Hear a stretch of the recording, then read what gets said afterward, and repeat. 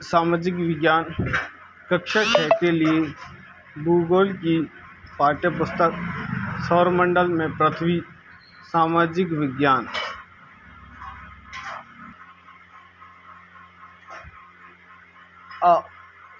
पृथ्वी हमारा आवास। क्या है? पृथ्वी हमारा आवास। सौरमंडल में सूर्यास्त के बाद आकाश को देखना कितना अच्छा लगता है। आसमान में पहले एक या दो चमकते बिंदु ही दिखते हैं, लेकिन बाद में इनकी संख्या बढ़ती जाती है। आप इनकी गणना नहीं कर सकते। संपूर्ण आकाश छोटी छोटी चमकदार वस्तुओं से भर जाता है, जिनमें से कुछ चमकीले होते हैं एवं कुछ धुंधले। ऐसा प्रतीत होता है मानो आकाश में हीरे जड़े हों। इनमें से कुछ टिमटिमाते प्रतीत होते हैं, लेकिन अगर आप इनको ध्यान से देखेंगे तो आप पाएंगे कि इनमें से कुछ ही टिमटिमाट अन्य से अलग हैं। कुछ की ये बिना किसी टिमटिमाट की चंद्रमा के समान चमकते हैं। आओ कुछ करके देखें। आपको आवश्यकता होगी एक टॉर्च, एक सादा कागज, पेंसिल, एक सुई। कागज के मध्य में टॉर्च को इस प्रकार रखें कि इसका कांच कागज से सटा रहे। अब टॉर्च के कांच के चारों ओर एक वृत्त खींचें। कांच पर वृत्त के क्षेत्र में सुई से छोटे छोटे छेद करें। अब कागज के छिद्र वृत्तीय भाग को कांच पर सामने की तरफ रखें तथा टॉर्च के चारों ओर कागज को लपेटकर रबड़ बैंड लगा दें। ध्यान रखें कि टॉर्च की स्विच कागज के बाहर रहे। अंधेरे कमरे में एक सादी दीवार की ओर कुछ करके इस टॉर्च को लेकर कुछ दूरी पर खड़े हो जाएं। दूसरी सभी बत्तियों को बुझा दें। अब टॉर्च की रोशनी की दीवार पर डालें। आप दीवार पर प्रकाश के अनेक छोटे बिंदुओं को देखेंगे, बिल्कुल वैसे ही जैसे रात के समय आसमान में तारे चमकते हैं। अब कमरे की सभी बत्तियों को जला दें। प्रकाश के सभी बिंदु लगभग अदृश्य हो जाएंगे। आप इसकी तुलना उस अवस्था से कर सकते हैं जब रात्रि के समय आसमान में चमकने वाले तारे सूर्योदय के बाद अदृश्य हो जाते हैं। इन चमकीली वस्तुओं के साथ आप लगभग प्रतिदिन चंद्रमा को भी देखते हैं। यह अलग अलग समय पर अलग अलग आकार तथा अलग स्थितियों में दिखाई पड़ता है। आप पूर्ण चंद्र को लगभग एक महीने में एक बार देख सकते हैं। यह पूर्ण चंद्रमा वाली रात या पूर्णिमा होती है। 15 दिन के बाद आप इसे नहीं देख सकते। यह नए चंद्रमा की रात्रि या अमावस्या होती है। ऐसी रात में अगर आसमान साफ है तो आप आसमान का अवलोकन अच्छी तरह से कर सकते हैं। क्या आपको इस बात पर आश्चर्य नहीं होता है कि हम दिन के समय चंद्रमा एवं इन सभी छोटी चमकीली वस्तुओं को क्यों नहीं देख पाते? ऐसा इसलिए क्योंकि सूर्य के अत्यधिक तेज प्रकाश के कारण रात के समय चमकने वाली वस्तुओं को हम दिन में नहीं देख पाते हैं। सूर्य, चंद्रमा तथा वे सभी वस्तुएं जो रात के समय आसमान में चमकती हैं, खगोलीय पिंड कहलाती हैं। कुछ खगोलीय पिंड बड़े आकार वाले तथा गर्म होते हैं। ये गैसों से बने होते हैं। इनके पास अपनी ऊष्मा तथा प्रकाश होता है, जिसे वे बहुत बड़ी मात्रा में उत्सर्जित करते हैं। इन भूगोलीय पिंडों को तारा कहते हैं। सूर्य भी एक क्या है? तारा है। रात के समय चमकते हुए अनगिनत तारे सूर्य के समान ही हैं, लेकिन हमसे बहुत अधिक दूर होने के कारण हम लोग उनकी ऊष्मा या प्रकाश को महसूस नहीं करते तथा वे अत्यंत छोटे दिखाई पड़ते हैं। आपने आवश्यक ध्यान दिया होगा कि कुछ दूरी से देखने पर सभी वस्तुएं छोटी दिखाई पड़ती हैं। अत्यधिक ऊंचाई पर उड़ रहा हवाई जहाज इतना छोटा दिखाई देता है। रात्रि में आसमान की ओर देखते समय आप तारों के विभिन्न समूहों द्वारा बनाई गई विविध आकृतियों को देख सकते हैं। ये नक्षत्र मंडल कहलाते हैं। अर्सा मेजर या बिग बियर इसी प्रकार का एक नक्षत्र मंडल है, बहुत आसानी से पहचान में आने वाला नक्षत्र मंडल है। सप्तऋषि, सप्त या सात सती संत, ऋषि संत, यह 7 तारों का समूह है जो कि नक्षत्र मंडल अर्सा मेजर का भाग है। अपने परिवार या पड़ोस में किसी बड़े व्यक्ति से कहिए कि वह आपको आसमान में और अधिक तारों और ग्रहों तथा नक्षत्रों को दिखाएं। सप्तऋषि एवं ध्रुव तारा। कुछ रोचक तथ्य। बृहस्पति, शनि, यूरेनस के चारों ओर छल्ले हैं।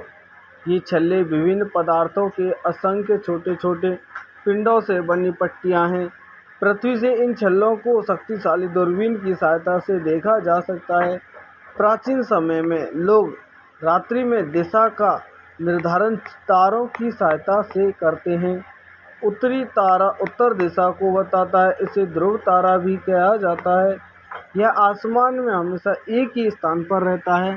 हम सप्तऋषि की सहायता से ध्रुव तारे की स्थिति को जान सकते हैं।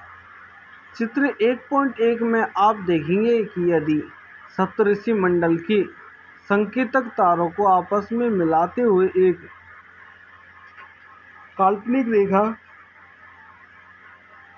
खींची जाए एवं उसे आगे की ओर बढ़ाया जाए तो यह ध्रुव तारे की ओर इंगित करेगा। कुछ खगोलीय पिंडों में अपना प्रकाश एवं ऊष्मा नहीं होती है, वे तारों के प्रकाश से प्रकाशित होते हैं। ऐसे पिंड ग्रह कहलाते हैं। ग्रह क्या कहलाते हैं? ग्रहों में क्या होता है कि अपना ताप और प्रकाश नहीं होता, मतलब अपनी ऊष्मा और प्रकाश नहीं होता, वे अन्य ग्रह से ऊष्मा और प्रकाश लेते हैं। ग्रह जिसे अंग्रेजी में प्लेनेट कहते हैं, ग्रीक भाषा के प्लेनेटाइड शब्द से बना है, जिसका अर्थ होता है परिभ्रमण, अर्थात चारों ओर घूमने वाले। पृथ्वी जिस पर हम रहते हैं एक ग्रह है। यह अपना संपूर्ण प्रकाश एवं ऊष्मा सूर्य से प्राप्त करती है, जो पृथ्वी के सबसे नज़दीक का तारा है। पृथ्वी को बहुत अधिक दूरी से जैसे चंद्रमा से देखने पर यह चंद्रमा की तरह चमकती हुई प्रतीत होगी। आसमान में दिखने वाला चंद्रमा एक उपग्रह है। यह हमारी पृथ्वी का सहचर है तथा इसके चारों ओर चक्कर लगाता है। हमारी पृथ्वी के समान 7 अन्य ग्रह हैं जो सूर्य से प्रकाश एवं ऊष्मा प्राप्त करते हैं। उनमें से कुछ के पास अपने चंद्रमा भी हैं। सौरमंडल, सूर्य, 8 ग्रह, उपग्रह तथा कुछ अन्य खगोलीय पिंड जैसे क्षुद्र ग्रह, उल्का पिंड मिलकर सौरमंडल का निर्माण करते हैं। उसे हम सौर परिवार का नाम देते हैं, जिसका मुखिया सूर्य है। सूर्य सौरमंडल के केंद्र में स्थित है। यह बहुत बड़ा है। यह अत्यधिक गर्म गैसों से बना है। इसका खिंचाव बल इससे सौरमंडल को बांधे रखता है। सूर्य सौरमंडल के लिए प्रकाश एवं ऊष्मा का एकमात्र स्रोत है, लेकिन हम इसकी अत्यधिक तेज ऊष्मा को महसूस नहीं करते, क्योंकि सबसे नज़दीक का तारा होने के बावजूद यह हमसे बहुत दूर है।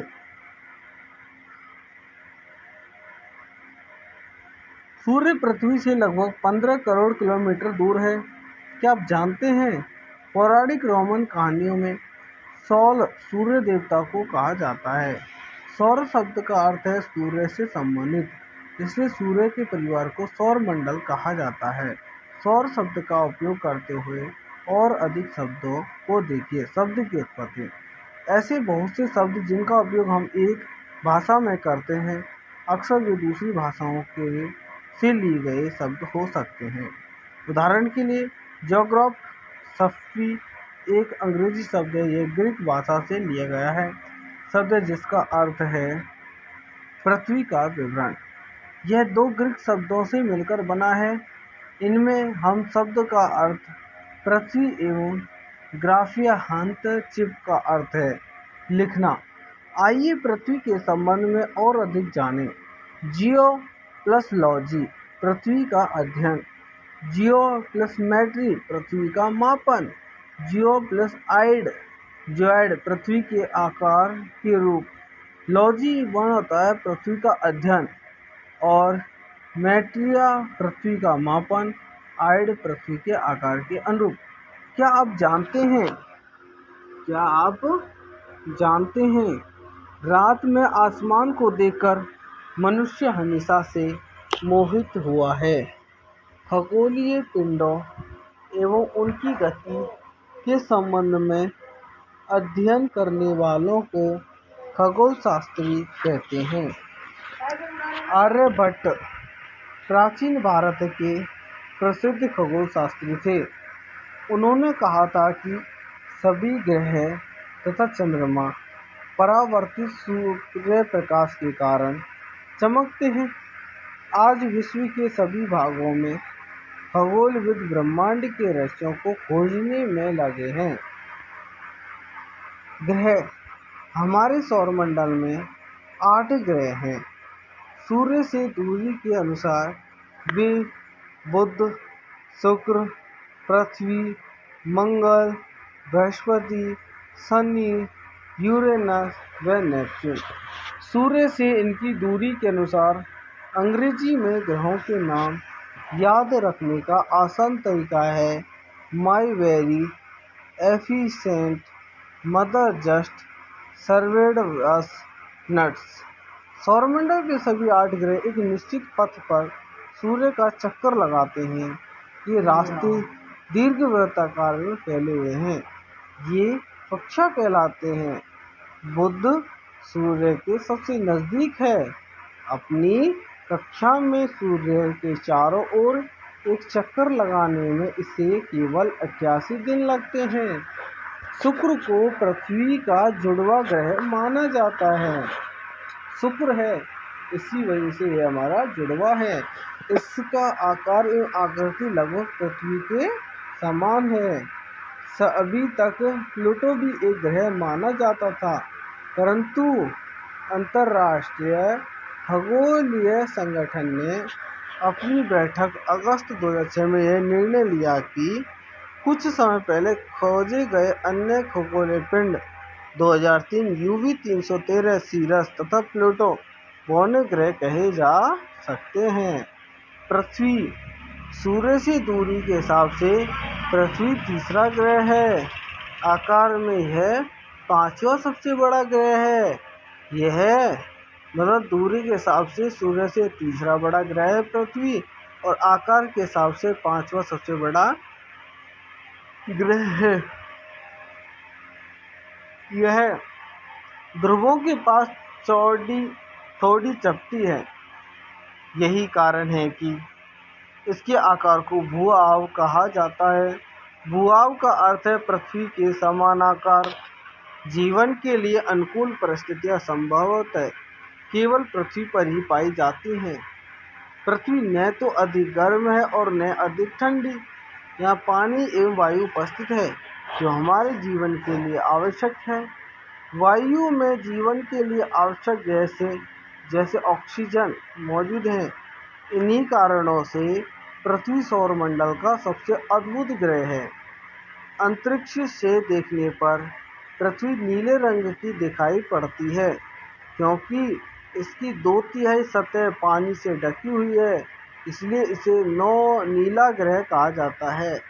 क्या आप जानते हैं प्रकाश की गति लगभग 3 लाख किमी प्रति सेकंड है। इसी गति के बावजूद सूर्य के प्रकाश को पृथ्वी तक पहुंचने में लगभग 8 मिनट का समय लगता है।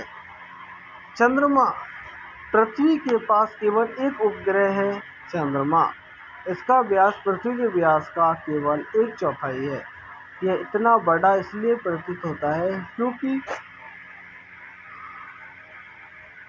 यह हमारे ग्रह से अन्य खगोलीय पिंडों की अपेक्षा नज़दीक है।